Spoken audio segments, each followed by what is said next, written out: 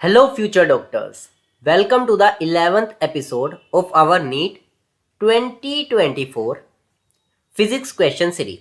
मैं हूं अनुज मित्तल और आज हम डिस्कस करेंगे एक एडवांस कंसेप्ट जो कैपेसिटर्स और सर्किट से रिलेटेड है, बैलेंस्ड व्हीटस्टोन ब्रिज प्रिंसिपल। अगर आप इलेक्ट्रोस्टैटिक्स और कैपेसिटेंस के क्वेश्चंस को आसानी से क्रैक करना चाहते हैं तो इस वीडियो को एंड तक देखिए। चलिए बिना देरी के शुरू करते हैं। क्वेश्चन कहता है कि हमें गिवन सर्किट का, ये जो हमारे पास सर्किट अवेलेबल है, इस सर्किट का हमें इक्विवेलेंट कैपेसिटेंस फाइंड आउट करना है between the terminal A and B. यहाँ पर हमारे पास इस सर्किट के अंदर 5 कैपेसिटर हमें दिए हुए हैं और इसका ए और बी के बीच में हमें इक्विवेलेंट कैपेसिटेंस फाइंड आउट करना है। अगर हम सर्किट को ध्यान से देखें तो ये एक व्हीटस्टोन ब्रिज कॉन्फ़िगरेशन है। इस प्रिंसिपल का यूज करते हुए हम सर्किट को सिंप्लीफाई कर सकते हैं। व्हीटस्टोन ब्रिज का प्रिंसिपल कहता है कि अगर किसी सर्किट के 4 आर्म्स में रेसिस्टर या कैपेसिटर का रेशो बैलेंस है तो ब्रिज के मिडल ब्रांच में कोई करंट फ्लो ही नहीं करता। इसका मतलब है कि हम मिडल ब्रांच को इग्नोर कर सकते हैं क्योंकि वहां का करंट 0 होगा। तो अगर आप यहां पर चेक करें, मेरे पास यहां पर ये 2 माइक्रोफेराड का कैपेसिटर और यहाँ पर भी 2 माइक्रोफेराड का कैपेसिटर है। ये मेरे पास 2 माइक्रोफेराड और ये 2 माइक्रोफेराड और ये मिडल में 2 माइक्रोफेराड।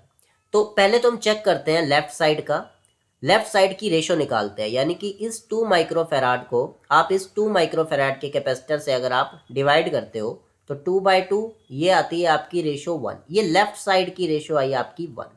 अगर मैं बात करूँ राइट साइड की तो यहाँ पर भी देखो 2/2 अगर आप करोगे तो 2/2 फिर से आपके पास 1, दोनों की दोनों रेशो हमारे पास इक्वल आ रही है, चाहे लेफ्ट की देखूँ चाहे राइट की। इसका मतलब ये जो सर्किट है ये बैलेंस्ड व्हीटस्टोन ब्रिज कॉन्सेप्ट पर बेस्ड है। तो अब हम क्या कर सकते हैं, हम ये जो मिडल रेसिस्टर है इसे आप इग्नोर कर सकते हो कि यहाँ पर कोई कैपेसिटर है ही नहीं क्योंकि यहाँ से कोई करंट फ्लो ही नहीं होगा। तो अगर मैं अब इसको फर्दर सोल्व करता हूँ तो आप ये देखिए 2 माइक्रोफेराड और 2 माइक्रोफेराड ये आपके पास सीरीज में अवेलेबल है। और सीरीज में कैपेसिटर को हम कैसे ऐड करते हैं, अगर हमें capacitor in series find out करना हो तो ये बिल्कुल रेसिस्टेंस सीरीज के बिल्कुल रिवर्स होता है, यानी कि जैसे रेसिस्टेंस को पैरेलल में ऐड किया जाता है वैसे यहाँ पर कैपेसिटर को सीरीज में करना है। तो 2 का है तो 2 के हमारे पास डायरेक्ट फॉर्मूला होता है C1C2 divided by C1 plus C2। तो यहाँ पर 2 into 2 divided by 2 plus 2 that is equal to 4/4 that is equal to 1।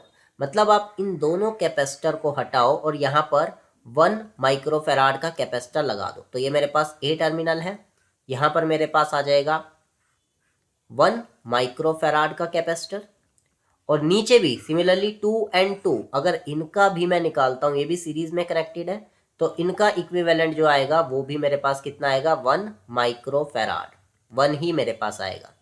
अब ए और बी के बीच में अब ये दोनों कैपेसिटर मेरे पैरेलल में कनेक्टेड है और पैरेलल में कैसे कनेक्ट किए जाते हैं, जो कैपेसिटर होता है हमारे पास पैरेलल में किस तरह से आप डायरेक्ट उनको ऐड कर दो। जैसे रेसिस्टेंस सीरीज में ऐड होते हैं वैसे ही कैपेसिटर पैरेलल में ऐड होते हैं। मतलब आप 1 + 1 that is equal to 2 microfarad. तो ये था आपका सॉल्यूशन। तो 2 माइक्रोफेराड यहाँ पर हमारे पास 1 ऑप्शन मैच हो रहा है, दैट इज 2 माइक्रोफेराड। नीट के लिए व्हीटस्टोन ब्रिज का प्रिंसिपल कैपेसिटर्स और रेसिस्टर के सर्किट को सिंप्लीफाई करने में बहुत यूजफुल है। अगर आपको ये कंसेप्ट क्लियर है तो कॉम्प्लेक्स सर्किट को सोल्व करना आपके लिए इजी हो जाएगा। ये टॉपिक नीट और जेईई दोनों एग्जाम्स के लिए इक्वली इंपॉर्टेंट है। दोस्तों आज की वीडियो में हमने व्हीटस्टोन ब्रिज प्रिंसिपल का यूज करते हुए कैपेसिटर सर्किट का इक्विवेलेंट कैपेसिटेंस फाइंड आउट किया। अगर आपको ये वीडियो पसंद आई हो तो लाइक करें और चैनल को सब्सक्राइब करें। कमेंट करके मुझे बताएं कि अगले वीडियो में आप कौन सा टॉपिक देखना चाहते हैं। मिलते हैं अगले एपिसोड में एक और इम्पोर्टेंट कॉन्सेप्ट के साथ। Till then keep studying and stay motivated. Best of luck for NEET 2025।